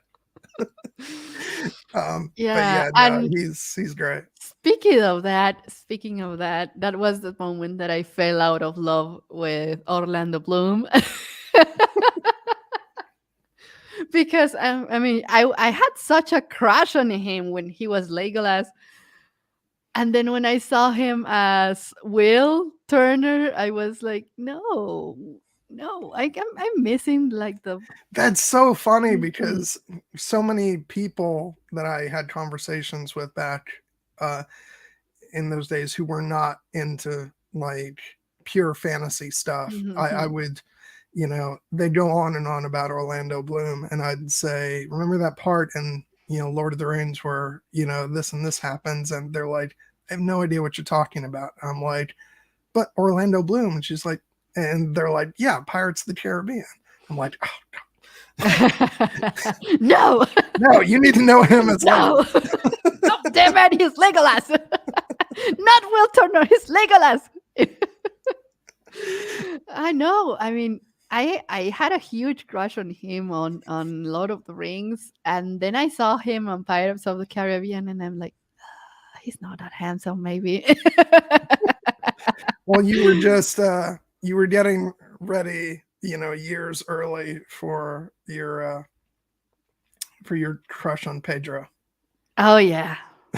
You were making For your those who don't know, Pedro is my Keira Knightley. Yeah, yeah, but yeah, okay. okay. So now I think we've sufficiently sidetracked onto. Yeah, I know, I know. Back to the Bennets, back to the Bennett. But I mean, I love how one of the things that it's annoying but it's lovable at the same time is this relationship between the two young Bennets, portrayed by Jenna and Carrie. They are always so jiggly. This typical teenager that is just silly and naive, and and I love how Carrie Mulligan's character suffered after Jenna Malone's character left. After Lydia left, Kitty Yeah, didn't Kitty didn't feel like Kitty at all after that, and I like that. I like that. yeah. She was at the very least very toned down, Hmm. because like you instantly, have a notion of what these who these characters are Hmm. within the opening minutes of the movie, because the Hmm. first time you see them they're giggling and they're running around the house Hmm. together, and the whole thing where they're crowded by the door, Uh-huh. and they're both like, he's single. It's so adorable, but yeah, you uh, know, they're now great. that now that we brought up Lord of the Rings, they're like Merry and Pippin. Right? Yeah. Yeah, I mean, Lydia would be Pippin clearly because I mean she was like she's very clearly the leader of those two, and very much like Mary would follow Pippin, Kitty would follow Lydia, and when they are separate, it's just not the same. Yeah. Yeah, no, but Uh-huh. but likewise, it's probably it's the moment when they're separated, they actually have to start, you know, sort of Growing. growing and thinking about Hmm. who they are. But then again, that brings us back into the horrible tragedy that is Lydia's story. And, Yeah.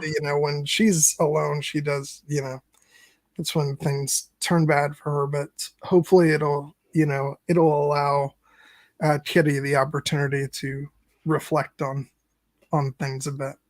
Yes, and maybe find something better for herself. I mean, ah, gosh, I I don't know. I mean, it's so sad that she's so naive. It's so sad that she ended up like this and she doesn't realize it yet.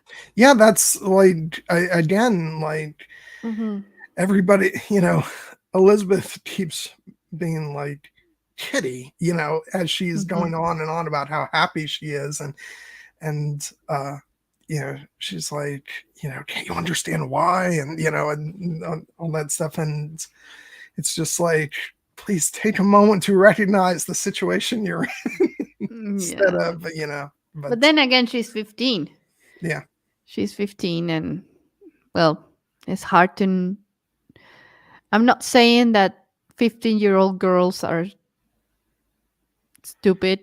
I'm just saying that Well, I'm just naive. you're just naive. You just don't understand how. Well, it's the whole, like, I mean, Yeah. those of us in the, Song of Ice and Fire community know all Hmm. too well, with the character of Sansa Stark, and how, unfortunately, just because of her age and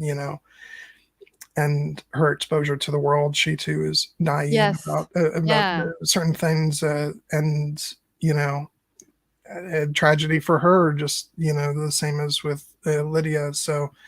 Um, so yeah, it's easy to sort of rag on her and be like, be more self-aware, but yeah, at her young age, it's you know, Yeah. it, Erin says, I mean, we were very stupid at 15. Yes, we were, but I mean, what I actually mean is that she hasn't been there in the world enough time to realize that there is mean people out there.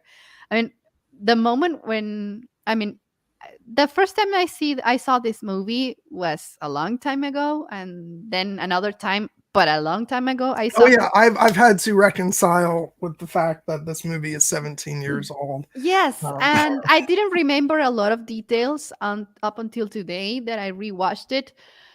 And the moment she says, "Oh, the soldiers are coming," and blah blah blah, and they are so handsome, and blah blah blah, and then after watching Outlander for a long time and knowing how how they portray the English soldiers, I was like, "Oh gosh." I mean, no disrespect to English soldiers, but when you're watching TV too long and you start to compare show to show, and then you form opinions from show to show, and I just remember that from Outlander, and I was like, oh gosh, no, please don't do this, don't do this to yourself. oh uh, God, now all I'm thinking about is Blackjack Randall, and I oh want to go yeah. on about how horrible he, like, Wickham doesn't have anything on Blackjack. He's, Yes. as And horrible as Wickham is, he's like, we're really just comparing different degrees of awful, um, yeah, but but I mean, and just simply putting it like this, it is the contrast between any given soldier that you can put to compare to this naive little girl that doesn't know anything about the world is yeah, so big. I mean, any soldier, he doesn't necessarily have to be a bad person, but this person has seen some pretty serious shit, yeah, and you can't compare the level of, of maturity between the both of them. You really you can't possibly make that work out. I mean, I mean, surely if there's enough love and understanding, you can, but it's difficult when you have such different backgrounds Mm, and such different views in life. I mean, just simply putting it like that, the soldier doesn't need to be a bad person. Maybe he's the best person in the world, but he has seen a lot of shit. He has seen a lot of suffering. He has seen a lot of difficult stuff, and that alone could lead to a tragic marriage just because the views in the world are so different. It's quite yeah. serious that so yeah. But my dad hates England in general because of all the portrayals of British soldiers that he's in TV. What are we saying that England is often portrayed as villains in American television? I did not know this. Okay, let me put it this way as a non-American, non as a non-white person. uh, yeah, well, let's just say that they didn't do a lot of good stuff out there in the world, to put it mildly. Yeah. Oh gosh. But yeah, no. And now my mind's just going to the long list of villainous English soldiers. And there's Outlander, there's the Patriot, we got Jason Isaacs playing the worst, you know the worst soldier in history. Anyway, so it's all this is just making me realize the number of like other movies and shows that I want to make sure that I do streams on so I can talk about. But no, but bringing it back, yeah, I don't. So we were talking about Lydia and her circumstances. I'm trying to think of some other stuff we didn't uh, cover about the movie.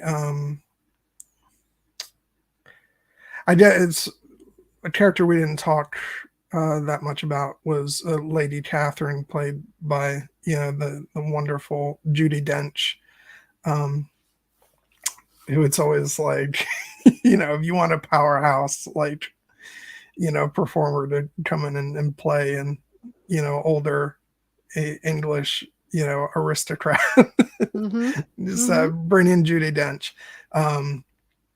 Because immediately, like as soon as you see her, you're you're already afraid of her. Yeah, I mean, she does an excellent job at making you hate this character immediately the moment you see her.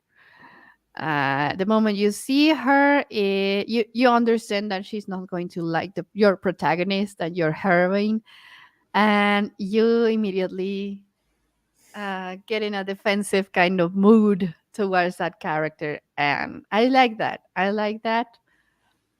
And I like that they portray very well this. I don't know if it is stereotypical. Maybe if Dan were around would tell us better. But this English way of insulting you without insulting you, you know, uh, putting Elizabeth to the piano forte, knowing that she's not skilled enough, just so that Mr. Darcy realizes that she's not the best wife just because she's not that talented, and that type of behavior. And then also grilling her about her upbringing and all Mhm. that. But the thing is, like, they all this stuff that she tries to do to make Elizabeth look bad, it backfires Yes. because as far as the piano thing, it gives Darcy the opportunity to go up and talk with her, and Mhm. and they grow closer. And then with trying to sort of put her in her place with the conversation about her upbringing, it allows Elizabeth to sort of stand up and sort of fight back, Yeah. And he and likes that about her, and yeah, he ends up liking that about her. I mean, he immediately knows that she's not going to be let put down, yeah. and I like that. Yeah. And he And then likes of that. course, but he also Uh-huh. knows exactly what Lady Catherine is doing, because as Hmm. she's asking these questions, you can see him sort of give her the side eye, Hmm. and like, and so yeah, no, it's Yeah, he's and that like, is this woman supposed to be my mother-in-law? And no, thank you. No, I prefer the Bennets and their loudness and their inconvenience. uh, so yes. Oh, there needs to be. Patty says here there needs to be an episode about Pride and Prejudice and zombies. I don't know about that, Patty. yeah, like, it's how protective I am over this movie. I haven't even seen that. I'm like, Yeah. I mean, I was like, when I first heard about it, I was like, is this a joke?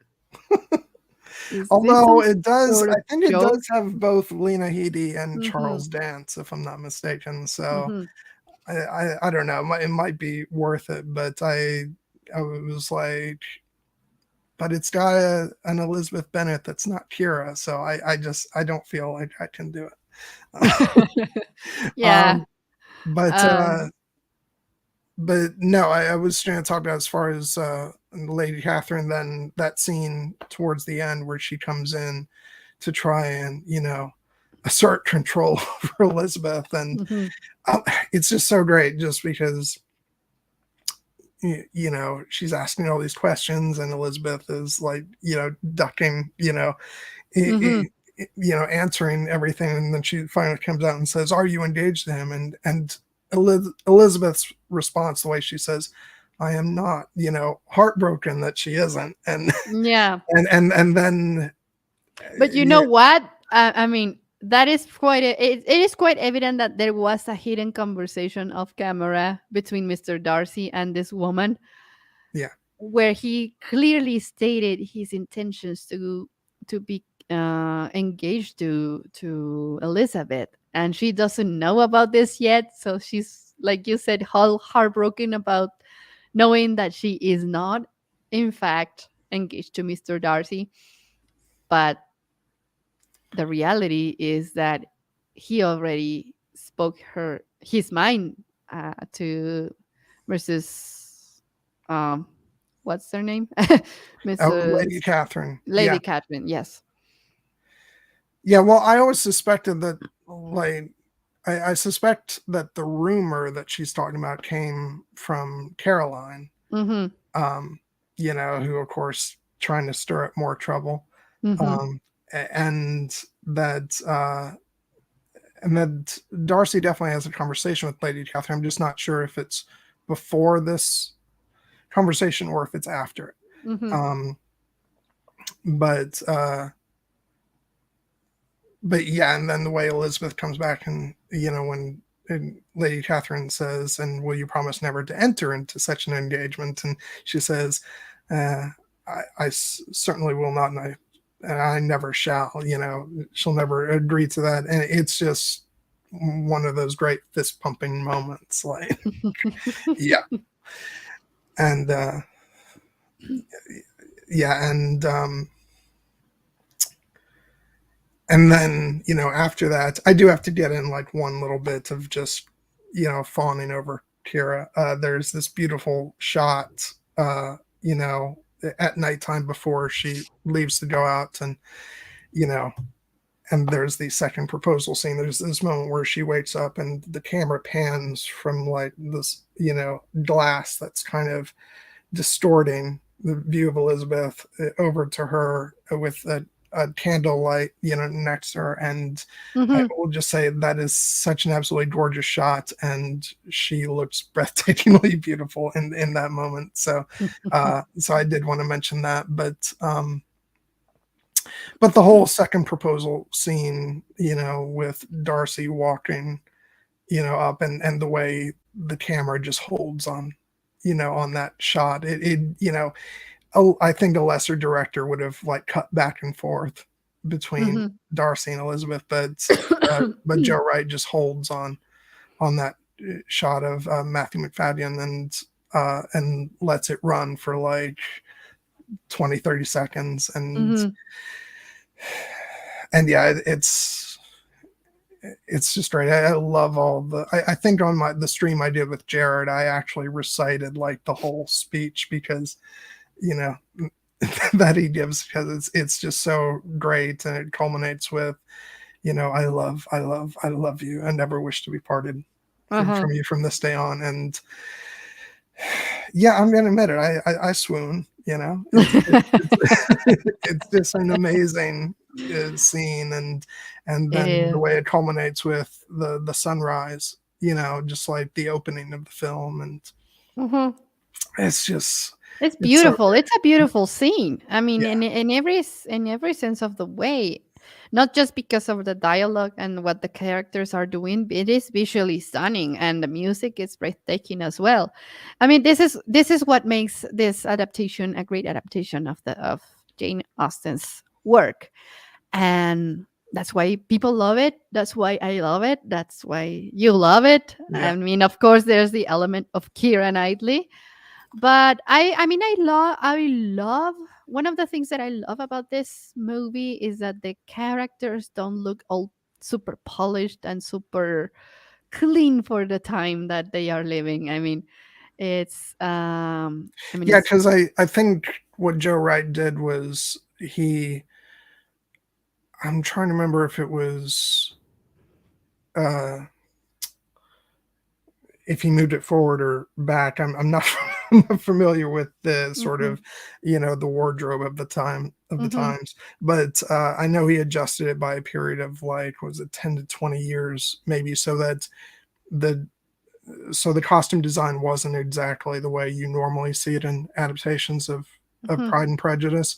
Um, and I like that. I mhm. just like this sort of more relaxed, dirtier look that certain things Yeah. had, and yeah, it's just really beautiful. And I will say, like, and you said there is the element of of Kira for me with this Mhm, movie, but I would also say that there's a reason why after this movie I became such an uber Kira fan, and it's because it was very specifically her performance as Elizabeth Bennet, and that character is just so amazing, and uh, and just it was very easy to not just fall in love with Elizabeth, but Darcy as well. mhm.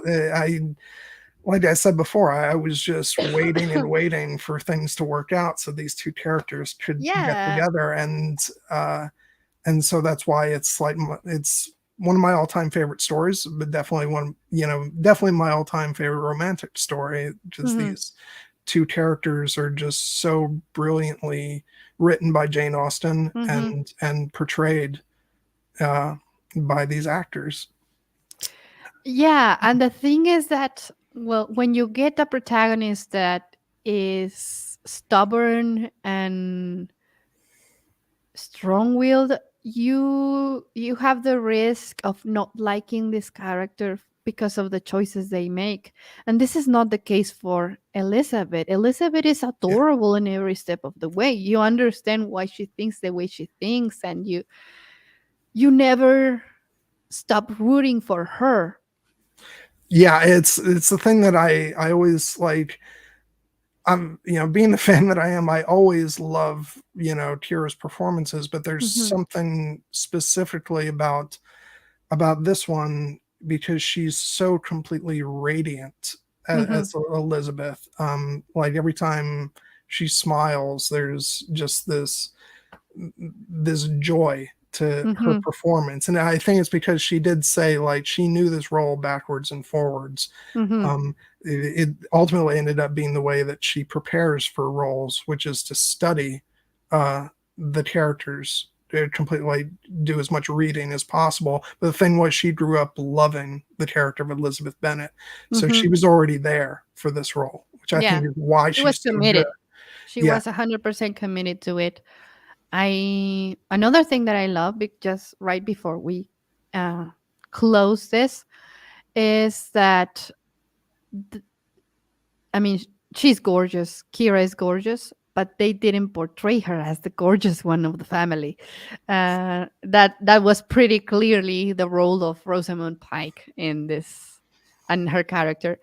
And there is always the joke that who would believe that Kira is playing, um, but the thing is, like, I think by the standards of the time, Mhm. actually, it's right that that Jane would be seen as the quote unquote beautiful one, because she's you know the one who sort of her presentation is always More polished, more, more yeah. polished. She's got the blonde hair and Hmm. all that. She's more, I think, for the time, would have been considered the more traditionally beautiful, Hmm. of the daughters. So for me, it does make sense. But yeah, from a modern lens, especially me, I'm looking at this, I'm like, yeah, no, Kira's not but Hmm. the way they play it and stuff, I think it does work. But Hmm. I think there was even a story uh where Joe Wright even initially said, no, Keira Knightley can't play this role, she's too pretty. And then apparently she came in for the audition like completely dressed down, and Hmm. you know and he was like, oh, never mind, she's fine. Yeah. I mean, she was born to play characters from other times. I mean, Yeah. I don't know. But anyway, I would finalize this streaming, well, this topic before we talk about other topics briefly, with this question. Do you love Mr. Darcy, for women especially, and men who are attracted to other men? Do you like do you like men? Do you like Mr. Darcy, or do you like men written by women? Do you like men, or do you like men written by women? This is I know you. It's because Mr. Darcy is this ultimate uh man, and in storytelling. This is I mean, this is not a question thought by me, by myself. This is a question that uh, someone in something that I read in Twitter, and I came across it, and I found it pretty hilarious, because sometimes when you have a female character written by a man, it will be portrayed in a way that is not as accurate as the Mhm. way that women would behave in certain situations. And some people have come to the have pointed out that maybe Mr. Darcy is the way he is because it was a product of the imagination of a woman, and the idealization of men through the eyes of a woman. I don't know, but it's just a question for the Yeah, audience. yeah, I would say, like, as I'm not going to make any great claim, um, you know, as far as the looks department, but it's like one of the things that it was always so appealing to Mr. Darcy as a character for me was that I was able to identify with his social awkwardness, Mhm, and not so much with, he is an ass for mhm, part of the story, mhm, um but like I sort of identify with y- you know um the way he holds himself at a distance mhm, from people. So I think, like, I'll comment on personality personality wise, like, um it is, definitely some of that rings true Mm-hmm. for me as a man. But I acknowledge that I'm quite a bit different from many of my male counterparts, just Yeah. because you know Mm-hmm. the stream in evidence. Um, but but yeah, but yeah, I don't know. Other than that, I will leave that to. To the audience. Yeah, it was a question meant for the audience. More like for you. It would But certainly make yeah. my life a lot easier if I looked like Mr. Darcy. Yeah, I mean, any woman would tell you the same about Kira. Uh, but anyway, so thank you, John. Thank you so much. It was as always a pleasure to talk to you, especially to about something that you love so much. I No, always enjoy. Sorry, this I was always enjoy. this was great Uh, just uh-huh. because I realized when I was getting ready to come on here that this is the first time that I've been invited to talk about either Pride and Prejudice or something Kira related. So that was pretty cool. But also I know you and I have been wanting to do something together for a while, Mm-hmm. and the timing unfortunately just was crap for a while, and Mm-hmm. but I'm glad we finally got to do it. This was so much fun. Yeah, I mean, like I was going to say earlier, I love having guests that love so much the topic that we're talking that particular day, because it's always so enriching. And when you suggested this topic, I was like, yeah. Yes, Which was this is. funny because it was half a joke because I did not know that you were a big Jane Austen fan, and I am. so when I mentioned it, it was like because Dan was on for Lord of the Rings. I'm like, well, darn it, if Dan's gonna get Lord of the Rings, then you gotta have me on for Pride and Prejudice. And then you were like, that sounds great. I'm like, oh yay, cool. Yeah. I mean, I I like Jane Austen's work through the films that I've watched, the adaptations that I've watched. But the only book I've ever read of her is Emma, and it's not exactly my favorite story from her. I do have the books here, but I haven't had the time to sit and read them the way they deserve to be read. But yeah, I love her work through the adaptations that I have seen. Um, and ultimately, this is a podcast where I speak about many topics, not just sci-fi and fantasy. As I always state in my introduction, it's about pop culture too, and Jane Austen is inevitably pop culture as well. And so yeah, it's always a blessing. It's always awesome to talk about these things, especially to someone who is so passionate about them. So thank you so much, and please share with the audience what are you doing, what type of content do you do, and etc. etc. Yeah, so I have my own YouTube channel called John Webster Film, as many of you know. And right now I'm taking a bit of a break, although we did just recently do a stream on the movie Stardust, which I did with my good friends Aaron and Alicia Kingston.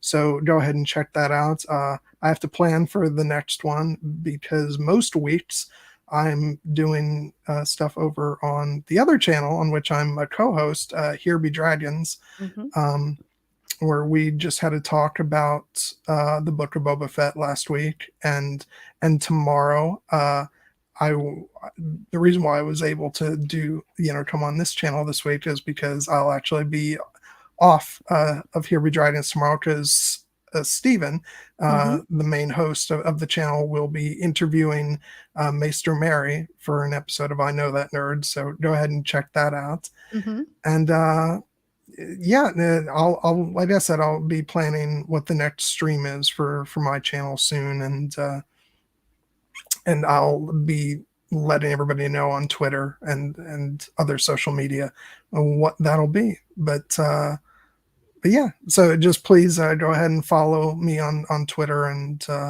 subscribe to my channel, please. Yeah. I mean, it's great content. I strongly suggest that you subscribe to John's channel and Steven's channel. You already know Steven if you have been a follower of this podcast for a while. So, yeah, I strongly suggest that you check out John's content because it's really nice, it's really cool, and yeah. And so we have reached the end of this streaming. Thank you so much for watching. Thank you so much for subscribing and liking this video and activating the little bell to be notified to any of the new content that I uploaded in this channel. Thank you so much for listening and subscribing to my content in your favorite podcast platform, or you know, um, Spotify, Apple Podcasts, Google Podcasts, whatever you like or you prefer. I'm right there, and this audio you will find it tomorrow online, and I will get you notified about that in my social, on my social profiles, which is and Twitter, and I'm on Twitter, I'm on Instagram, and on Facebook, and of course I'll want to invite you to become a Patreon because now that I am unemployed by choice, well, this will really be super helpful for me to continue to do this type of content. It will be, and one of the main reasons why I'm doing, why I have a Patreon is in order to be able to have these episodes subtitled, so I can pay a translator, a proper translator, to do this job. That's one of the main goals of this channel. So yeah, thank you very much. I invite you to subscribe to John's channel, and thank you so much for watching. See you, and may the force be with you. Bye bye. Bye.